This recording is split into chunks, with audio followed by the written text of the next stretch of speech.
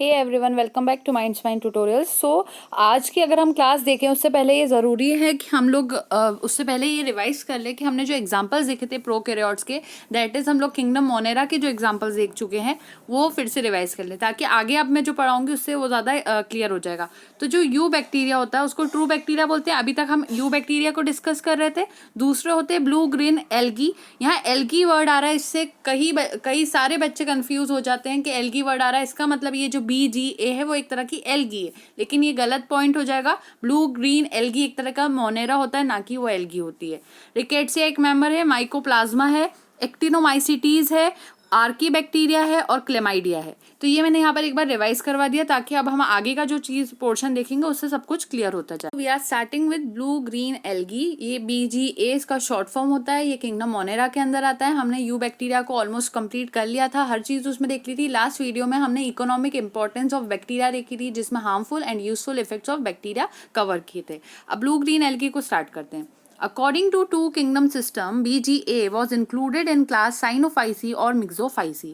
अगर to kingdom classification देखें, to kingdom classification वो क्लासिफिकेशन है जिसमें प्लांट और एनिमल के दो पार्ट्स में डिवाइड किया था हमने, कि जो भी क्लासिफिकेशन होगा वो या तो कोई भी ऑर्गेनिज्म प्लांट हो सकता है या वो ऑर्गेनिज्म एनिमल हो सकता है। अभी हम जो फॉलो करते हैं वो 5 किंगडम क्लासिफिकेशन होता है, जो कि RH विटेकर ने दिया था। तो ये वाला जो पॉइंट है, तो ये कह रहा है कि जो टू किंगडम क्लासिफिकेशन था उसके हिसाब से ब्लू ग्रीन एल्गी को ऐसा माना जाता था कि ये क्लास साइनोफाइसी में अच्छी से रहेगी, या हम उसको मिक्सोफाइसी कह सकते हैं, जो कि एक तरह की एल्गी है, एल्गी की क्लास में आ जाएगी। But now they are included in kingdom Monera. लेकिन अब हम इसको जिस चीज में इंक्लूड करते हैं वो है kingdom Monera, because of their prokaryotic nature, क्योंकि इसका जो नेचर है वो प्रोकैरियोटिक है। हमने शुरू में डिस्कस करा था कि किंगडम मोनेरा जो होता है वो सिर्फ अकेला ऐसा ग्रुप है, या कहना चाहिए जो भी एक क्लास है जो कि किंगडम है, जो कि सिर्फ अकेला प्रोकैरियोटिक है। तो मोनेरा अकेला प्रोकैरियोटिक है, रेस्ट जितने भी थे, चाहे वो प्लांटी हो जाए, प्रोटिस्टा हो जाए, या फिर एल्गी हो जाए, एनिमेलिया हो जाए, ये सारी जो चीज़ें होती है वो यूकैरियोटिक होती है। पुरानी वीडियोस में मैंने प्रोकैरियोट्स और यूकैरियोट्स का डिफरेंस बता दिया था, लेकिन यहाँ पर हम ये रिवाइज करेंगे। सिर्फ मोनेरा जो होता है वो प्रोकैरियोटिक होता है, रेस्ट ऑल दी जो रिमेनिंग है वो सब क्या होते हैं, वो यूकैरियोटिक होते हैं। तो इसी वजह से हमने ये जो ब्लू ग्रीन एल्गी थी उसको प्रोकैरियोटिक नेचर की वजह से किंगडम मोनेरा में इंक्लूड करा, ना कि वो एल्गी है। तो इसी वजह से ये बात आ जाती है। ब्लू ग्रीन एल्गी को आज की जो डेट है, तो कुछ बच्चे कंफ्यूज होते थे कि ये एल्गी होगी, इसी वजह से इसका नया नाम रख दिया साइनोबैक्टीरिया, जिससे बच्चे कंफ्यूज नहीं हो रहे, ये समझ जाए कि एक तरह का बैक्टीरिया ही है। अब ये जो नेम साइनोबैक्टीरिया था उसको सजेस्ट करने के लिए ICNB आगे आया था, जो हम पहले डिस्कस कर चुके हैं फर्स्ट चैप्टर में, international code of nomenclature for bacteria. अगर यहाँ पर ICBN होता तो international code of botanical nomenclature हो जाता, और बॉटनिकल नॉमेनक्लेचर वाले लोग प्लांट्स का नॉमेनक्लेचर करते हैं, और यहाँ पर बैक्टीरिया की बात हो रही है। तो यहाँ पर यह माइंड करना बहुत जरूरी है, ICNB है और वो दूसरा वाला ICBN होता है। तो ये रिवाइज हो गया यहाँ पर। अब क्या होता है, जो ब्लू ग्रीन एल्गी होती है वो फ्रेश वाटर में पाई जाती है मोस्टली, अगर कहा जाए, यानी कि ऐसा पानी जिसमें सॉल्ट कंसंट्रेशन या सॉल्ट कंटेंट जो होता है वो बहुत कम होता है। मराइन वाटर में भी पाई जा सकती है और टेरेस्ट्रियल हैबिटेट में भी पाई जा सकती है, लेकिन मोस्टली फ्रेश वाटर में पाई जाती है। टेरेस्ट्रियल हैबिटेट यानी जमीन, लैंड हम कह सकते हैं। साइनोबैक्टीरिया ऐसे ऑर्गेनिजम्स होते हैं जो कि फोटोसिंथेटिक ऑक्सीजेनिक प्रोकैरियोट्स होते हैं, यानी कि इनका जो ऑटोट्रॉफिज्म था, यानी खुद खाना बनाने का जो प्रोसेस है वो कैसे होगा, फोटोसिंथेटिकली होगा और ऑक्सीजेनिक होगा, और ये प्रोकैरियोट्स तो होते ही हैं। अब साइनोबैक्टीरिया जो थे वो फर्स्ट ऑर्गेनिजम्स थे जो कि प्रोड्यूस करते हैं ऑक्सीजन को अर्थ के ऊपर। सबसे पहले हमें ये इन्हीं के बारे में पता पड़ा था कि ये फर्स्ट ऑर्गेनिजम्स हैं, सबसे पहले ऑर्गेनिजम्स है जो कि ऑक्सीजन को प्रोड्यूस करते हैं अर्थ के ऊपर। प्लांट्स तो ऑक्सीजन को प्रोड्यूस करते हैं, लेकिन उनसे भी पहले अगर कोई करता है तो वो होते हैं cyanobacteria, also known as blue green algae. Next point है हमारे पास। तो यहाँ पर अब इनके जो पिगमेंट्स हो सकते हैं, इनमें जो कलर कॉजिंग पिगमेंट्स होते हैं जिनकी वजह से ये कलरफुल दिखाई देती है ब्लू ग्रीन एल्गी, तो उसके पिगमेंट्स कौन कौन से हो सकते हैं। क्लोरोफिल एक ग्रीन कलर देता है, कैरोटेनॉइड्स जो होते हैं वो येलो कलर देते हैं, C फाइकोसाइनिन ब्लू कलर देता है, C फाइकोएरिथ्रिन रेड कलर देता है। यहाँ एक नोट करने के लिए ज़रूरी पॉइंट है कि जो साइनोबैक्टीरिया होते हैं are not always blue green colour, हमेशा वो ब्लू ग्रीन कलर के नहीं होंगे, उनका नाम भले ही ब्लू ग्रीन एल्गी कर है, तो इससे ये साबित नहीं हो जाता कि वो ब्लू होंगे या फिर वो ग्रीन होंगे। जैसे कि ट्राइकोडेस्मियम हो सकता है, वो रेड कलर का होता है, वो ब्लू ग्रीन कलर का नहीं होता बल्कि वो रेड कलर का होता है। और जो रेड कलर होता है वाटर का, कई बार हम बोलते हैं ना ये रेड सी है, वो रेड सी क्यों है, क्योंकि उसके अंदर के जो ऑर्गेनिजम्स है उसके अंदर वो ऑर्गेनिज्म रेड कलर के हैं, इसी वजह से वो सी रेड कलर का दिखाई दे रहा है। तो रेड सी के बारे में आप लोग सर्च करना नेट पर, तो आपको बहुत इंटरेस्टिंग फैक्ट्स पता पड़ेंगे, वो क्यों रेड होता है, उसको हम रेड सी क्यों कहते हैं, इसी वजह से। जैसे ब्लैक सी होता है, रेड सी होता है, डेड सी होता है। डेड सी का भी एक पॉइंट बहुत अच्छा है कि वहाँ पर एक जो सोडोम करके जगह थी वो पूरी कहना चाहिए डूब गई थी, हम लोग कह सकते हैं। तो उस वजह से आज वहाँ पर कोई भी लिविंग ऑर्गेनिज्म नॉर्मली सस्टेन नहीं कर पाता है, इसी वजह से वो डेड सी कहलाता है। और वहाँ पर सॉल्ट का कंटेंट बहुत ज़्यादा है, इसी वजह से कोई वहाँ पर डूब भी नहीं सकता। जो बॉयंसी होती है वो हमने फिजिक्स में पढ़ी, उसका वो कंसेप्ट हमने जब भी देखा था डेड सी का, तो मैंने यहाँ पर इंटरेस्टिंग पॉइंट के लिए आपको बताया, ताकि आप बायो के स्टूडेंट से तो क्यूरियोसिटी होती ही है। जो डिफरेंट फॉर्म्स है ब्लू ग्रीन एल्गी के या फिर साइनोबैक्टीरिया के, वो किस तरह से हो सकते हैं। या तो वो कभी यूनिसेल्युलर दिखाई देगी, एक सेल से रिलेटेड, जैसे कुछ ब्लू ग्रीन एल्गी जो होती है वो यूनिसेल्युलर होती है। एग्जाम्पल होता है स्पाइरुलिना, यहाँ उसका डायग्राम है। स्पाइरुलिना एक तरह की इडिबल, ये एनसीईआरटी में भी मेंशन्ड है, so please kindly note it. Spirulina जो होती है वो एक तरह की इडिबल यानी खाने लायक ब्लू ग्रीन एल्गी होती है। इडिबल वर्ड यानी जिस चीज को हम खा सकते हैं। It has very large amount of proteins, इसमें प्रोटीन कंटेंट बहुत हाई होता है। And it can be grown artificially in water tanks, और हम इसको वाटर टैंक्स जो होते हैं, पानी के टैंक्स जो होते हैं, उसमें आर्टिफिशियली ग्रो कर सकते हैं। और इसको फॉडर की तरह भी यूज किया जा सकता है कैटल्स के लिए। फॉडर क्या होता है, चारा, जो कैटल खाती है, गाय भैंस जो होते हैं वो जो चारा खाते हैं उसको फॉडर कहा जाता है। तो ये यूनिसेल्युलर ब्लू ग्रीन है। कुछ ऐसी ब्लू ग्रीन एल्गी होती है जो कि कॉलोनी बनाकर रहती है, यानी कि वो आपस में जुड़ेंगी और फिर एक साथ सस्टेन करेंगी लाइफ को। इन्हीं ब्लू ग्रीन एल्गी को सेल कॉलोनीज कहा जाता है। इसमें एनाबियाना और माइक्रोसिस्टिस नाम की जो एल्गी होती है वो दोनों यहाँ एग्जाम्पल होते हैं। एनाबियाना का यहाँ डायग्राम है, माइक्रोसिस्टिस का यहाँ एग्जाम्पल है। यहाँ पर दिखाया गया ये फिलामेंटस कॉलोनियल है और ये यूनिसेल्युलर कॉलोनियल है। तो यहाँ यूनिसेल्युलर कॉलोनियल वर्ड याद रखना है, यहाँ फिलामेंटस कॉलोनियल याद रखना है। ये जो मीडियम जिसमें ये शोन है वो एक तरह का जिलेटिनस मीडियम है। और एग्जाम्पल तो हमें लर्न करना है। ऊपर स्पाइरुलिना पढ़ा था हमने यूनिसेल्युलर में, कई बार क्वेश्चन पूछा गया है एक किसी भी जगह से कि edible unicellular blue green algae का एग्जांपल बताइए, तो उसमें आपको स्पाइरुलिना लिखना होता है। और कॉलोनियल के अंदर एनाबियाना और माइक्रोसिस्टिस हमने चेक करा। नेक्स्ट हमारे पास फिलामेंटस, जो ब्लू ग्रीन एल्गी होती है वो फिलामेंटस भी हो सकती है।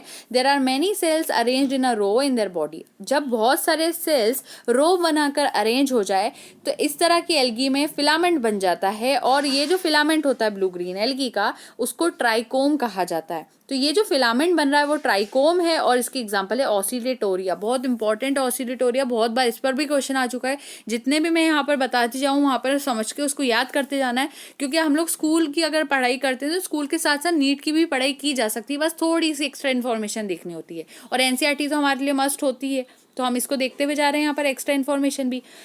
एक चीज़ और यहाँ पर आती है कि ये जो डायग्राम्स है, अगर हम लोग एग्जाम के अंदर इन डायग्राम्स को बना दें तो इससे जो एग्जामिनर होता है उसके ऊपर बहुत अच्छा इफेक्ट होता है, क्योंकि जो एक डिपिक्शन होता है किसी भी चीज़ का वो डायग्राम से बहुत ईजीली हो जाता है। तो इसी वजह से डायग्राम पर ज़्यादा फोकस करना है।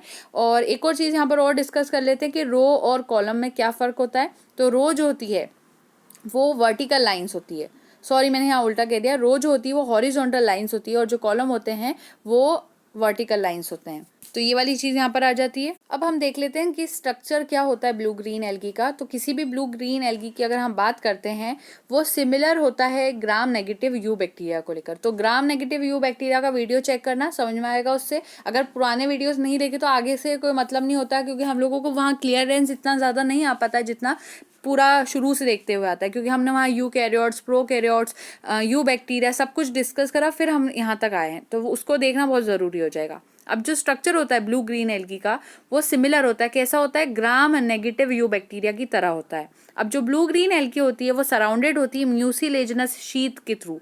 एक म्यूसिलेजनस शीथ होती है, फॉर एग्जाम्पल ये ब्लू ग्रीन एल्गी, इसके आसपास एक लेयर बनी होती है जो कि म्यूसिलेजनस शीथ की होती है। ये जो शीट होती है वो जिस चीज़ से बनी होती है उसको कहा जाता है म्यूकोपॉलीसैकेराइड्स, जो कि एक तरह का पेक्टिक एसिड होता है। जो सेल वॉल होती है ब्लू ग्रीन एल्गी की, अब इसके ऊपर एक सेल वॉल भी होगी, तो ये जो सेल वॉल होती है ब्लू ग्रीन एल्गी की वो बाय लेयर्ड होती है, यानी 2 लेयर से बनी होती है, एक लेयर और फिर उसके ऊपर एक और लेयर होती है। जो आउटर वॉल होती है इसी सेल वॉल की, तो आउटर वॉल जो होती है वो लाइपोपॉलीसैकेराइड्स की बनी होती है, तो ये लाइपोपॉलीसैकेराइड्स की होती है। वहीं जो इनर वॉल होती है वो पेप्टाइडोग्लाइकन की बनी होती है, तो ये पेप्टाइडोग्लाइकन। तो सबसे बाहर की लेयर लाइपोपॉलीसैकेराइड्स की बनी, सेल वॉल की बात हो रही है, ये सेल वॉल का पार्ट है लाइपोपॉलीसैकेराइड। दूसरा जो सेल वॉल का इनर पार्ट है वो पेप्टाइडोग्लाइकन का बना है, और सबसे अंदर का जो पार्ट था जिसको हमने म्यूसिलेजनस शीट कहा था वो म्यूकोपॉलीसैकेराइड्स का बना है या फिर पेक्टिक एसिड का बना है। तो ये थोड़ा सा डायग्रामेटिक व्यू में हमने देखा है यहाँ पर। अब जो सेल मेम्ब्रेन होती है ब्लू ग्रीन एल्गी की is also made up of lipoproteins. Cell membrane अलग चीज होती है, सेल वॉल अलग चीज होती है। जो इसकी सेल वॉल होती है वो लाइपोप्रोटीन्स की बनी होती है, like that of you bacteria. जिस तरह यू बैक्टीरिया की सेल मेम्ब्रेन लाइपोप्रोटीन्स की बनी होती है, उसी तरह से ब्लू ग्रीन एल्गी की सेल मेम्ब्रेन लाइपोप्रोटीन्स की बनी होती है। साइटोप्लाज्म जो होता है ब्लू ग्रीन एल्गी का वो 2 पार्ट्स में डिवाइडेड होता है। साइटोप्लाज्म में पहला साइटोप्लाज्म होता है पेरीफेरल साइटोप्लाज्म, दूसरा होता है सेंट्रल साइटोप्लाज्म। पेरीफेरल साइटोप्लाज्म ऐसा साइटोप्लाज्म है जिसका दूसरा नाम क्रोमोप्लाज्म होता है। इन दिस पार्ट अगर इस पार्ट की बात करें तो जो गैस वैक्यूल्स होते हैं और फोटोसिंथेटिक थाइलेकॉइड्स होते हैं वो पाए जाते हैं। थाइलेकॉइड्स कुछ ड्रम लाइक स्ट्रक्चर्स होते हैं, इस तरह से कुछ स्ट्रक्चर होता है उनका। तो थाइलेकॉइड्स और गैस वैक्यूल्स जो होते हैं वो दोनों ही पेरीफेरल साइटोप्लाज्म में पाए जाते हैं, और जो फोटोसिंथेटिक पिगमेंट्स होते हैं वो सरफेस पे पाए जाते हैं of these thylakoids. In thylakoid जो हमने यहाँ पर बनाए हैं उसके जो सरफेस होते हैं उसके ऊपर फोटोसिंथेटिक पिगमेंट्स पाए जाते हैं जो फोटोसिंथेसिस में हेल्प करें। फॉर एग्जांपल ह्यूमन बॉडी में रेस्पिरेशन परफॉर्म करने के लिए रेस्पिरेटरी पिगमेंट्स होते हैं जिसमें हीमोग्लोबिन आ जाता है, ह्यूमंस में हीमोग्लोबिन होता है, और भी डिफरेंट तरह के रेस्पिरेटरी पिगमेंट्स पाए जा सकते हैं डिफरेंट फाइलोजेनेटिक ग्रुप्स में। उसका मैंने ऑलरेडी प्लेलिस्ट अपलोड कर रखा है, तो रेस्पिरेटरी पिगमेंट्स आपको चेक करना होगा। यहाँ से मैंने यहाँ पर लिंक शेयर कर दूंगी मैं नीचे, तो उसको भी चेक करना ताकि उसके कंसेप्ट क्लियर हो। अब नेक्स्ट है हमारे पास सेंट्रल साइटोप्लाज्म। सेंट्रल साइटोप्लाज्म ऐसा साइटोप्लाज्म है जिसको सेंट्रोप्लाज्म कहा जाता है। ऊपर क्रोमोप्लाज्म था, माइंड दी वर्ड, और यहाँ सेंट्रोप्लाज्म है। ये जो रीजन होता है, in this region nucleoid is present. इस रीजन के अंदर न्यूक्लियोइड प्रेजेंट होता है। न्यूक्लियोइड भी पुराने वीडियोज में मैंने एक्सप्लेन करा है, पूरा डिटेल में बताया था। अब न्यूक्लियोइड वहाँ प्रेजेंट होता है। राइबोसोम्स यहाँ जो होते हैं वो 70S टाइप्स के होते हैं। इसका मतलब स्वेडबर्ग्स कोएफिशिएंट या फिर कांस्टेंट होता है। And are scattered in both chromoplasm and cytoplasm. यहाँ जो राइबोसोम्स है वो 70S टाइप के होते हैं। और दूसरी बात यह है कि ये जो 70S वाले राइबोसोम्स होते हैं ये फैले हुए होते हैं, स्कैटर्ड होते हैं, बिखरे हुए होते हैं क्रोमोप्लाज्म के अंदर भी और सेंट्रोप्लाज्म के अंदर भी। तो ऊपर भी नीचे भी दोनों तरफ ये वाले राइबोसोम्स स्प्रेडेड रहते हैं, स्कैटर्ड रहते हैं। तो ये चीज़ आ गई। और इस रीजन में जो चीज़ प्रेजेंट होती है वो क्या थी? न्यूक्लियोइड थी। ऊपर क्या प्रेजेंट था? गैस वैक्यूल्स थे और फोटोसिंथेटिक थाइलेकॉइड्स था। उन थाइलेकॉइड्स की सरफेस के ऊपर फोटोसिंथेटिक पिगमेंट्स था। तो मैंने ये सब कुछ यहाँ पर बताया। मोस्ट अवेटेड डायग्राम जो अभी तक पढ़ा है उसको देखना भी जरूरी हो जाता है। अब इसका डायग्राम देखते हैं, थोड़ा सा समझने की कोशिश करेंगे डिटेल में।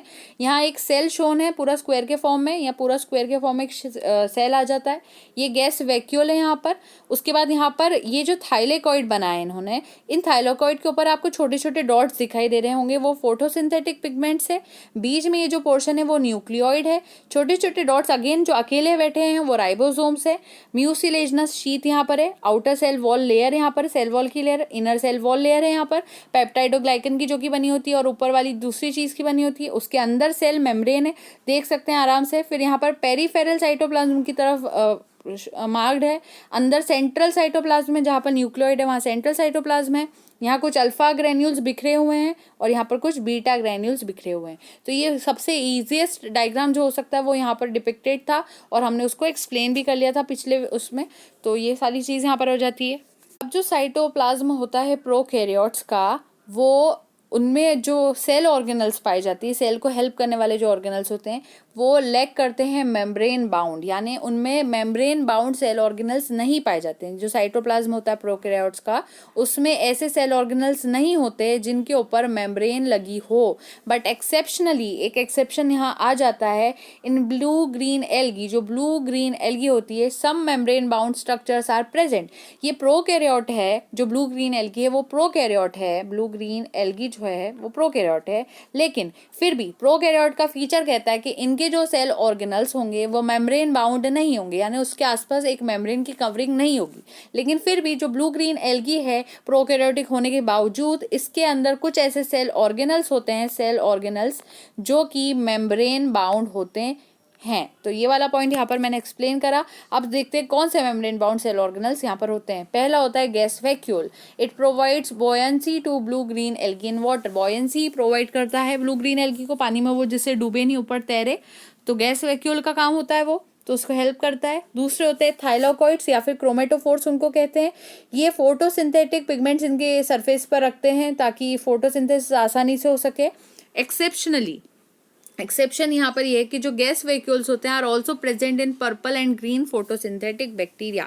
इसके अलावा पर्पल और ग्रीन फोटोसिंथेटिक बैक्टीरिया में भी गैस वैक्यूल्स प्रेजेंट होते हैं।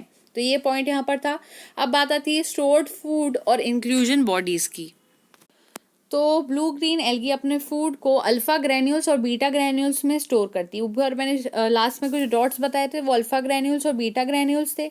इन अल्फा ग्रैन्यूल्स और बीटा ग्रैन्यूल्स में अपने खाने को स्टोर करके रखती है blue green algae. For example humans भी अपने घर में स्टोर रूम, स्टोर हाउसेस बनाते हैं, किचन स्टोर हाउसेस। उसके अंदर जो एक्स्ट्रा कभी कभी राशन रखना होता है, किसी को ग्रोसरीज रखनी होती है, तो वो रख के संभाल लेता है वहाँ पर। उसी तरह से ये भी अपने घर में कुछ अगर अपने सेल में संभालते हैं तो वो अल्फा ग्रैन्यूल्स और बीटा ग्रैन्यूल्स के अंदर संभालते हैं। अब अल्फा ग्रैन्यूल्स जो होते हैं वो बने होते हैं साइनोफाइशियन स्टार्च से, जो कि ब्रांच्ड होता है और स्ट्रक्चरली ये सिमिलर होता है ग्लाइकोजन से। जैसा ग्लाइकोजन होता है ह्यूमंस के अंदर, हमारे अंदर ग्लाइकोजन पाया जाता है, और ग्लाइकोजन के सिमिलर ही साइनोफाइशियन स्टार्च होता है जो कि ब्रांच्ड स्ट्रक्चर होता है। बीटा ग्रैन्यूल भी फूड को स्टोर करते हैं और ये फैट ड्रॉपलेट्स के बने होते हैं, और जो ग्लाइकोजन होता है ये भी ब्रांच्ड होता है। ये पॉइंट में यहाँ मिस कर दिया मैंने। तो ग्लाइकोजन भी ब्रांच्ड है और साइनोफाइशियन स्टार्च भी ब्रांच्ड है।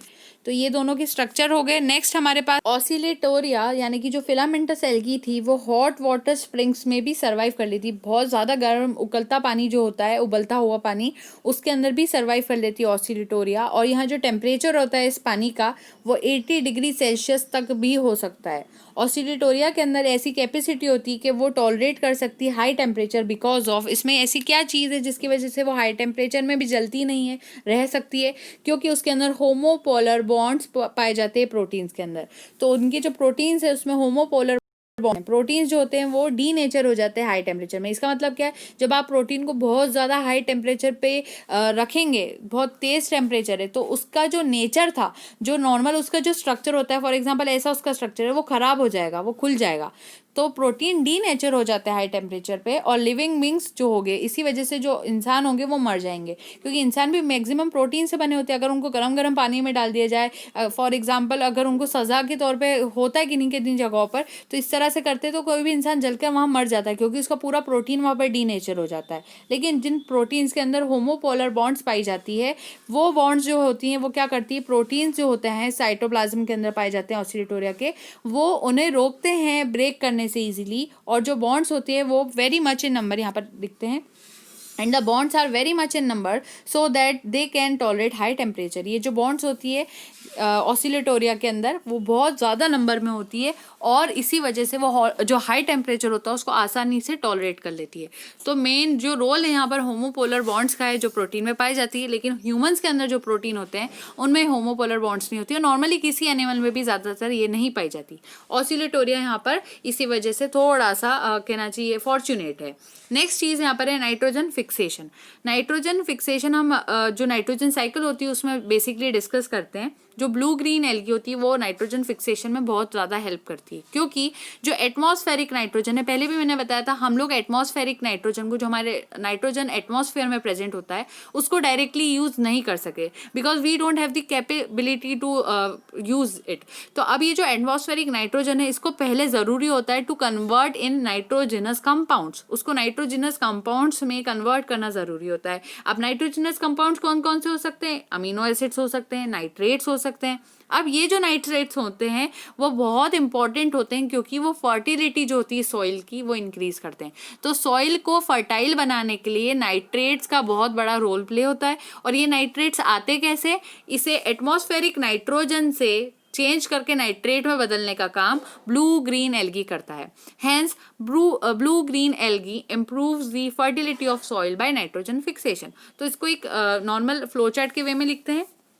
यानी हो क्या रहा है कि नाइट्रोजन फिक्सेशन हमें करवाना है। यहाँ पर एटमॉस्फेरिक नाइट्रोजन है, यहाँ ये पॉइंट अलग से जाएगा। एटमॉस्फेरिक नाइट्रोजन है, उसको कन्वर्ट करने के लिए ब्लू ग्रीन एल्गे आगे आते हैं, उसको कन्वर्ट करते हैं, उसको नाइट्रेट्स, अमीनो एसिड्स, इन सारी चीज़ों में बदलते हैं और नाइट्रेट्स जो होते हैं फिर बहुत ज़्यादा हेल्पफुल होते हैं। तो ये नाइट्रोजन फिक्सेशन। आज हम लोग most probably blue green algae को यहाँ ओवर करेंगे, तो इसको सारा देखना है। यहाँ पर ब्लू ग्रीन एल्गी जो होती है वो नाइट्रोजन को फिक्स तो करती है, लेकिन उसके भी दो फॉर्म्स होते हैं, सिम्बायोटिक और एसिम्बायोटिक, जिसको एसिम्बायोटिक वाले को फ्री लिविंग फॉर्म भी कहा जा सकता है। तो यहाँ पर फ्री लिविंग फॉर्म करके लिखा है, लेकिन यहाँ एसिम्बायोटिक वर्ड भी आ सकता था। अब सिम्बायोटिक फॉर्म में एग्जांपल आते हैं एनाबियाना नॉस्टॉक, इधर भी एनाबियाना नॉस्टॉक है।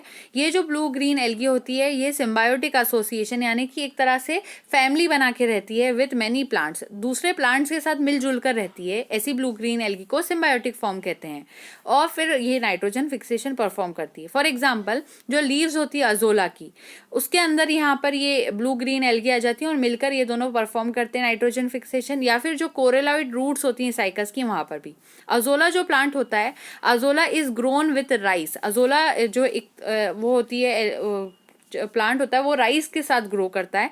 Then the production increases up to 50%। अगर राइस के साथ अजोला को आप ग्रो कर रहे हो तो क्या होता है, जो आपका प्रोडक्शन पहले हो रहा था उससे भी 50% हमारा प्रोडक्शन बढ़ जाएगा, क्योंकि जो यहाँ पर एनाबियाना पाई जाती है, अजोला जो होता है अजोला प्लांट, उसके अंदर एनाबियाना होती है। ये एनाबियाना की बात करें, अजोला के अंदर एनाबियाना है, तो एनाबियाना क्या करेगी, are found in the leaves of Azolla, तो वो साथ में और नाइट्रोजन फिक्सेशन परफॉर्म करेगी और जो राइस है उसका प्रोडक्शन बढ़ जाएगा, क्योंकि नाइट्रेट कंटेंट हमने बढ़ा दिया, सॉइल फर्टिलिटी हमने बढ़ा दी।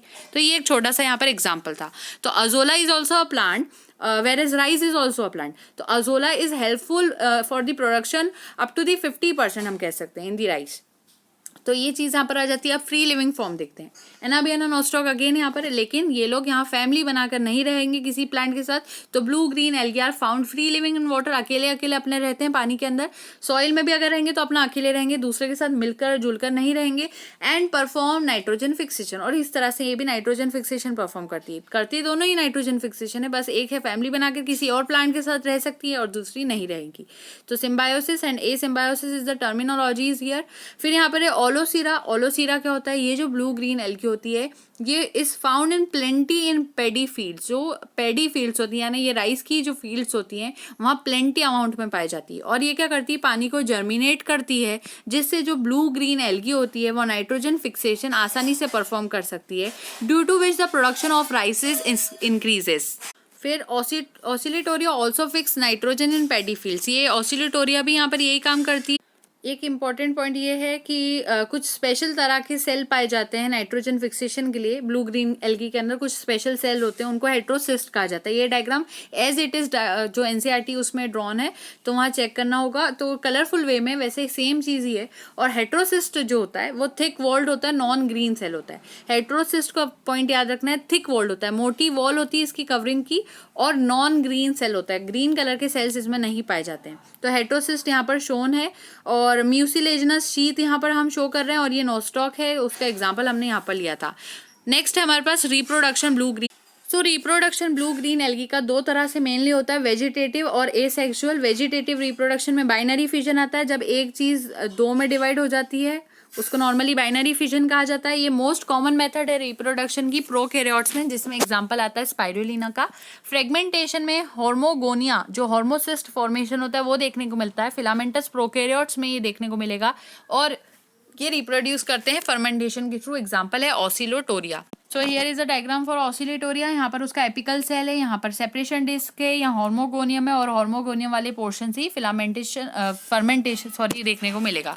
फर्मेंटेशन कह रही हूँ मैं, फ्रेगमेंटेशन देखने को मिलेगा। एसेक्सुअल रिप्रोडक्शन ऐसी method, it is method of protection to overcome unfavourable conditions. Normally वो जो एसेक्सुअल रिप्रोडक्शन होता है उससे रिप्रोड्यूस नहीं कर पाते हैं, सिर्फ जब अनफेवरेबल कंडीशंस आती है, जब अच्छी कंडीशंस नहीं होती, तभी वो जो ऑर्गेनिजम्स होते हैं, ये ऑर्गेनिजम्स वो एसेक्सुअल रिप्रोडक्शन शो करते हैं। Example akinete formation in nostoc. जो एकाइनेट का फॉर्म, एकाइनेटिस भी बोला जाता है इसको, तो एकाइनेटिस का जो फॉर्मेशन होता है नॉस्टॉक में, ये सिर्फ अनफेवरेबल कंडीशंस में ही देखने को मिलेगा। तो ये एकाइनेटिस है यहाँ पर हेटेरोसिस्ट का रोल प्ले यहाँ नहीं दिखाई दे रहा है।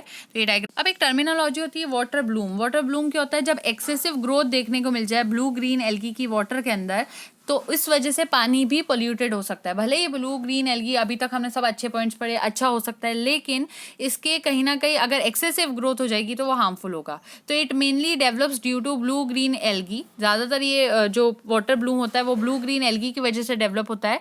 Blue green algae grows rapidly in water, तेजी से ग्रो करती है पानी के अंदर, और टॉक्सिक सब्सटेंसेज, जहरीले टाइप के जो पदार्थ होते हैं उनको सिक्रीट करना चालू कर देती है। अब ये जो टॉक्सिक सब्सटेंसेज होते हैं इन्हें डेथ फैक्टर भी कहा जाता है। डेथ फैक्टर इसलिए कहा जाता है क्योंकि दूसरे ऑर्गेनिजम्स की ये डेथ कॉज कर देंगे। तो death factor is the main cause of death in aquatic animals. जो मछलियां हो सकती है, एक्वेटिक एनिमल्स हो सकते हैं, उन सबकी डेथ इस ब्लू ग्रीन एल्गी की वजह से हो जाती है क्योंकि वो टॉक्सिक सब्सटेंसेस को रिलीज कर रही है। It also gives toxicity and bad odour to the water. पानी में एक टॉक्सिसिटी तो आई जाती है, साथ में उसमें से गंदी सी जो बदबू होती है, सुगंध होती है कहना चाहिए, तो बैड स्मेल आने लगती है, ओडोर आने लगती है उसमें से। अब इकोनॉमिक इंपॉर्टेंस है ब्लू ग्रीन एल्गी की। यूजफुल एक्टिविटीज भी है तो हार्मफुल एक्टिविटीज भी है। यूजफुल में ही आ जाता है, ये फर्टिलिटी बढ़ा देता है स्टेराइल अल्कलाइन सॉइल की, और blue green algae fertility soil increase करता है। साथ में ये जो ब्लू ग्रीन एल्गी होती है वो एक तरह का एसिडिक केमिकल सिक्रीट करती है which decreases the alkalinity of soil. तो एक तरह का एसिडिक केमिकल ये सिक्रीट कर रही है, तो जो सॉइल के अंदर एल्किलिनिटी आ गई थी उसको वो रिड्यूस कर देगी। अब जो ब्लू ग्रीन एल्गी होती है वो ग्रीन मैन्योर भी कहलाती है। ब्लू ग्रीन एल्गी सिक्रीट करती है टॉक्सिन को जो कि इनिबिट कर देता है growth of mosquito larva in water. तो एक तरह से मच्छर की जो ग्रोथ होती है, मस्कीटोज की जो ग्रोथ होती है, उनको रिड्यूस करने में तो बड़ी हेल्पफुल होती है। इसकी जो टॉक्सिन्स होते हैं वो मच्छरों को वहाँ ग्रो नहीं होने देते, लेकिन हाँ दूसरे एक्वेटिक एनिमल्स को जरूर वो वहाँ पर डेथ कॉज करवा देते हैं। हार्मफुल एक्टिविटीज वाटर का ब्लूम करवा देती है, वही अभी हमने पढ़ा अल्गल ब्लूम जिसको कहते हैं। साथ में जो ब्लू ग्रीन एल्गी होती है वो वाटर टैंक्स में भी ग्रो कर जाती है, जिस वजह से जो हमारे नॉर्मली वाटर टैंक्स होते हैं, घर की जो टैंक्स होती है, उनमें ही ग्रो कर जाती है। इस वजह से वहाँ का पानी भी पल्यूट हो जाता है, इसलिए उसको साफ रखना जरूरी होता है। एग्जाम्पल ऑसिलेटोरिया यहाँ पर आ जाता है। So next we will be discussing mycoplasma in next video segment. So stay tuned for that and don't forget to like, share and subscribe. Thank you so much. And also press that bell icon present in the downward section so that you will be notified with each and every new uploaded video. So thank you so much and happy learning.